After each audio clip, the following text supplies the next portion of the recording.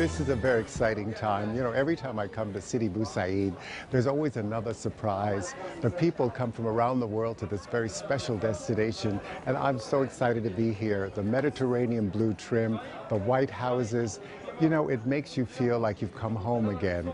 Welcome to Sidi Bou Said.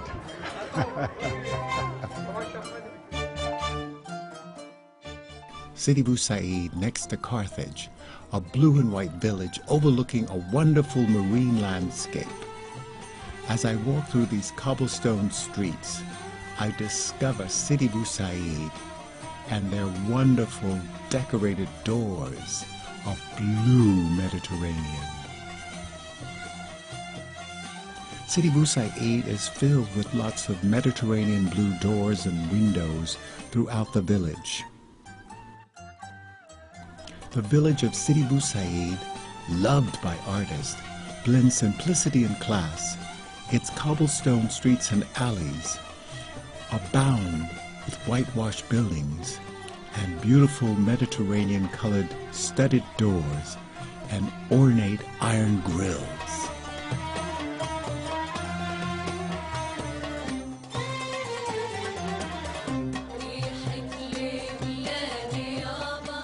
Cafe Sidi Chabain sits on the edge of the hill overlooking the marina and the Bay of Tunis. The Bardo Museum was once a private home, and now it's a museum where they preserve and exhibit some of the best Roman tiles, mosaics, and statues.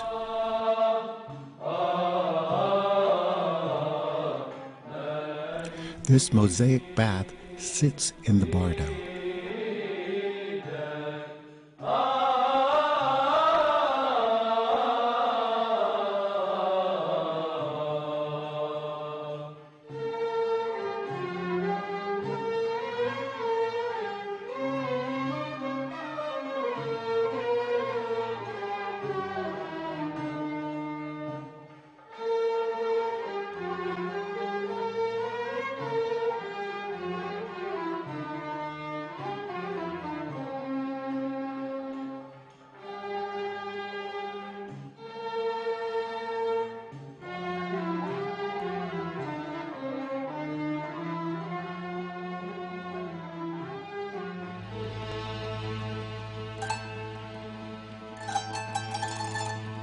The National Museum of Carthage is where Elizabeth Danes recreated Archie using dermoplastic reconstruction for the young man of Bursa.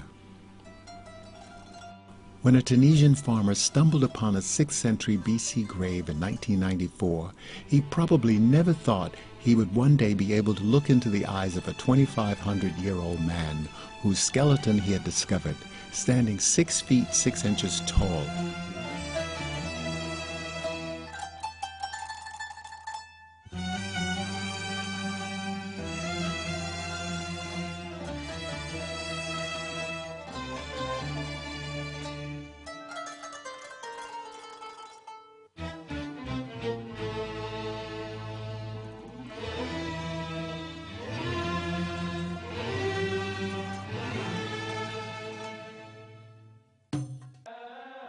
The facade of the Minister of Finance building has black and white Andalusian Romanesque arches. The Medina has very narrow streets. The souk in the Medina is an adventure where craftsmen and merchants invite guests into their shops. You'll find crafts as well as pastries and friendly people.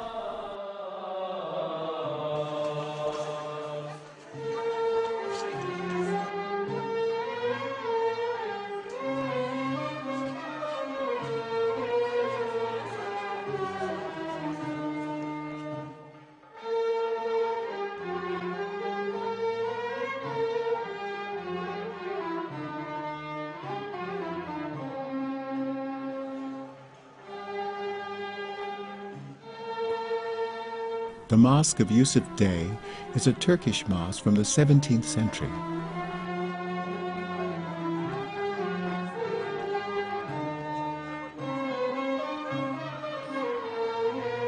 The hookah bars are very popular and it's a pastime in all the cafes throughout Tunisia.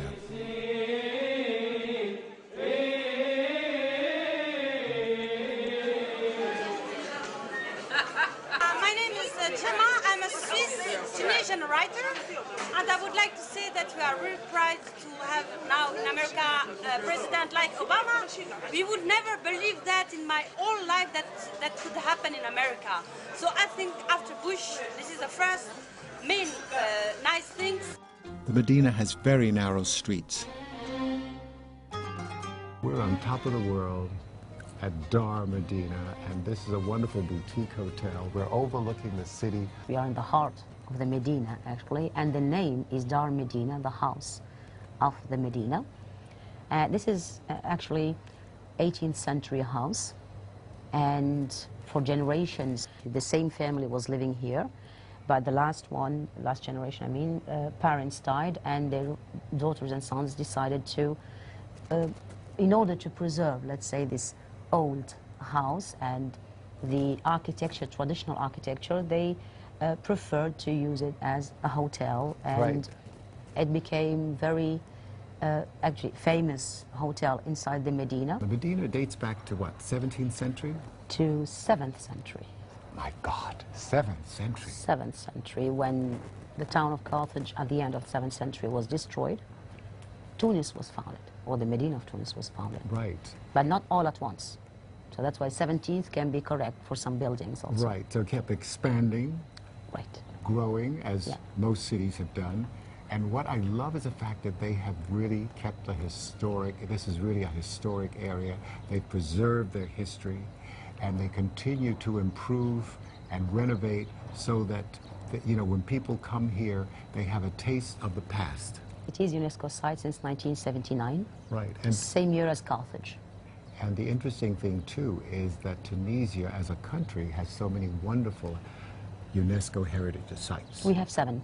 Yeah. Exactly. Between the beautiful thing in it is 7 belonging to different cultures. So from the Phoenician to Roman to Arabic Right.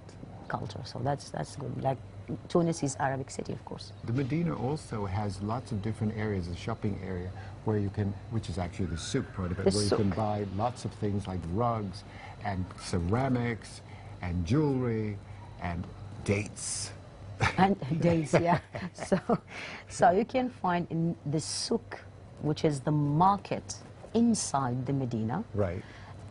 Well, big part or a part of it is tourists and a part, I mean, souvenirs, and a part of it is where Tunisians daily Right. go to for shopping. But you can also get lost in the souk, because if you're not familiar, that's why it's good to have a guide. That's the point. That's the point, because after the city wall, the second defense line is the plan of the Medina itself. Right. You have, in all Medinas, you find one central street between 2 extremities of the town, Right. which is the marketplace, the Right. souk. Right. And then going different directions, the alleys become narrow, of course, and sometimes you are blocked. You think it's a street, and then you turn left and right, and you're lost. The meaning of Tunis or Tunisia is friendly. And this it's is Arabic. the capital.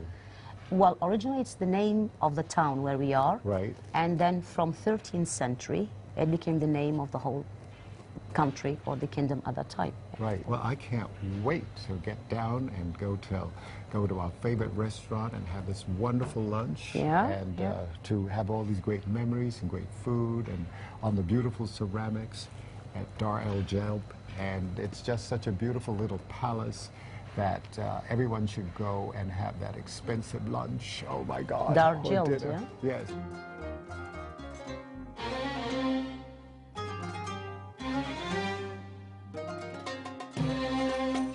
The colorful ceramic dishes are a perfect background for the most delicious Tunisian cuisine. Palaces have been converted into fancy dining experiences like Dar El Jalb.